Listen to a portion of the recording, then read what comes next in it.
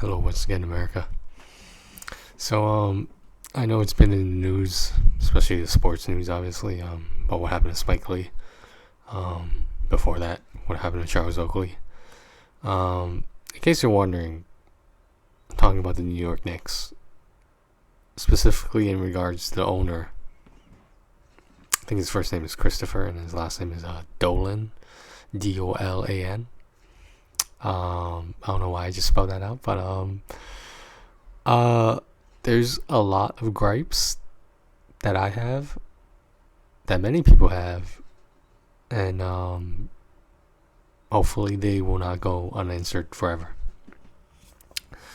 I want to be a Knicks fan. I really want to be a New York Knicks fan. I was a Boston Celtics fan when I was in Boston. I mean, there wasn't a team in Vegas, but they got a G League now. But I like the Lakers. May you rest in peace, Kobe Bryant. Who did not like Kobe Bryant? I mean, I know there are a lot of haters out there, but like, he was one of the most likable superstars because of his work ethic. I'm getting a little off topic here, but so this is in somewhat chronological order, but this jersey that I'm wearing is number 17's jersey, Jeremy Lin. Now, we all remember Linsanity, but unfortunately what I remember the most is how the Knicks traded him instead of developing him when he clearly showed that he could ball. I mean, why would you get rid of such a fan favorite? And I mean, Jeremy Lin is he's an NBA champion now. He played on the Toronto Raptors, I believe. Leave me a comment if I'm getting this wrong, but as far as I know, he played for Toronto Raptors. He didn't get that much playtime, but Kawhi Leonard and the Raptors did win the championship last year, so he would have, I think he still gets a ring. Pretty sure. The point is, the only place I want to see Jeremy Lin go is either the Celtics or Golden State. You might be asking me why I want those places, because they know how to develop their players.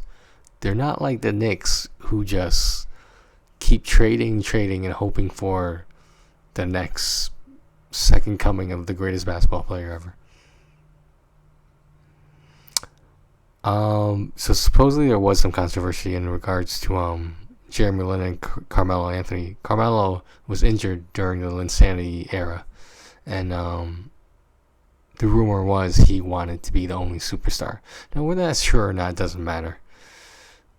All I'm saying is, will they not let Jeremy Lin back into the arena because of the coronavirus? That's my little sports joke right there.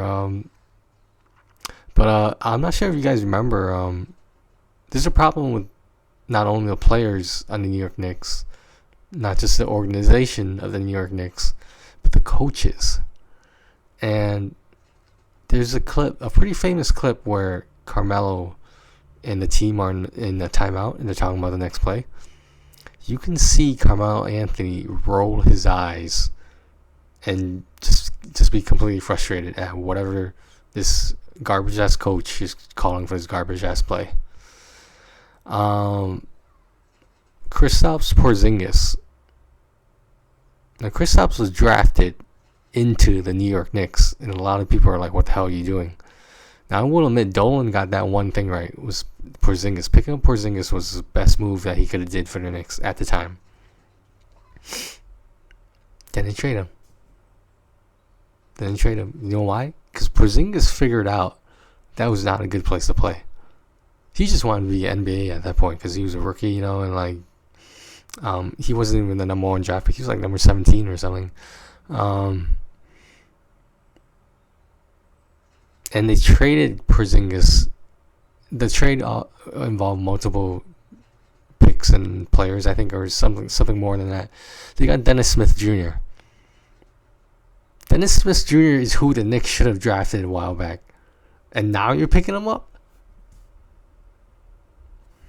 Okay, so I don't think Fitzdale is still a coach for the New York Knicks, but he made a really good comment that I thought was the funniest thing in the world. Because as you know, their best player right now is probably besides R.J. Barrett, the rookie who's looking somewhat promising. Besides him, there's Julius Randle. He used to play for the Lakers. I forget where else he might have played. I think that's it. Julius Randle is a power forward, and Coach Fitzdale was criticized in like why his coaching job wasn't that great when he was on the Knicks, head coach for the Knicks. You know what he said? What the fuck am I supposed to do with 11 power forwards?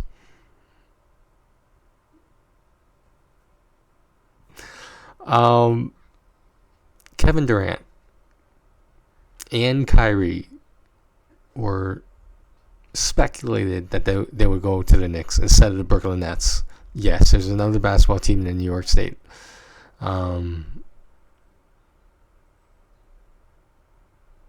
So there was some issue where Kevin Durant didn't get the contract he wanted. Honestly, I think Kevin Durant and Kyrie just figured out that this is not a good place to play. At least not right now. So that gives a little history, a little background on what's been going on. I think a year or two ago, so the New York Knicks are best known for, well, in recent times at least, competing with Michael Jordan in the Eastern Conference Finals. And back in the day, the Knicks were very reminiscent of the Bad Boys Pistons, only except there was more of them, which was the crazy part. Patrick Ewing, Charles Oakley, John Starks, some guy named Harper was on there. Just a lot of like really like tough guys, like really physical, and they took Jordan and the Bulls to 6 games, and that was probably the closest, in my opinion, the closest Jordan has ever been to going to the Game 7. But the Bulls and Jordan were so dominant. Every time Jordan was in the finals, the NBA finals, it didn't go to Game 7. And when he was in the Eastern Conference Finals, no, is Chicago considered the West or the East? I don't know, but you know what I mean. But like, I'm such a bad basketball fan. Truthfully, I haven't been watching because Steph Curry only returned back recently, and I need to see me some Klay Thompson and Steph Curry. I can't have just one of them. I need to see both. I need to see the Splash Brothers, and I'll start watching basketball again. But I'm just so frustrated this season. I'm not a LeBron fan, and honestly, I will say LeBron is getting his 4th championship at the end of the season. You know, that's my speculation. So if at the end of the NBA Finals, if I'm wrong, you let me know. Going back to what I was saying, Charles Oakley was thrown out of and arrested at Madison Square Garden, supposedly because they thought he was drunk and causing a scene, when in reality Dolan was probably just pick and fight. Maybe, I don't know. But it was a very, very bad look when you consider that Charles Oakley probably in the modern era was probably with Patrick Ewing, John Starks, and all those guys, that they were probably, you know, the best version of the Knicks in the modern era, and they haven't had that chance to restore that glory or even come close. So Spike Lee, I'm not going to go into detail about it because it's all over the news. It's just something's going on in the New York Knicks organization that doesn't make any sense. I don't know, it's just such a bad look for the New York Knicks, and I feel bad. I mean, Spike Lee's been going to these games for 28 years. He's purchased season tickets on the floor of the court, and it's just like this is how you repay him with that? By forcing him to not use an entrance he's been using, and then not even telling him about the policy change. And it's just this whole story. You can hear the interview on First Take, and it's sad. I mean, not like tragic sad, but like, what the fuck is going on sad? Like, how is this being allowed? So all I'm saying is Patrick Ewing next? Who is gonna be the third strike? Because I remember there's a clip of a fan who saw Dolan like walking up the steps, and the fan said, "Sell the team." And Dolan threatened to ban him for life from Madison Square Garden. So fans can only heckle players now? We as consumers, as human beings, as fans, we can't criticize ownership. Can we criticize the refs? Yeah, we do it all the time. Players? Yeah. But because you own the team, that means you're above criticism? Maybe I'm looking at this from the wrong angle, but I want to be a New York Knicks fan. I was a fan of Patrick Ewing and those guys, those really the heart and soul guys, really tough dudes.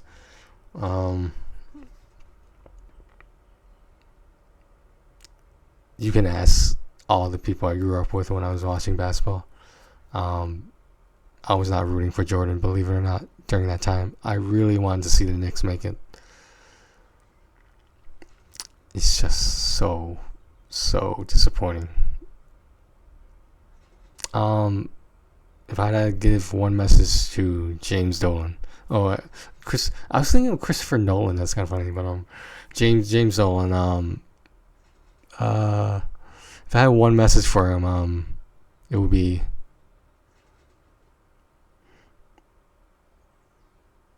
I just have so much to say that I can't narrow it down. But the most important one, James Dolan,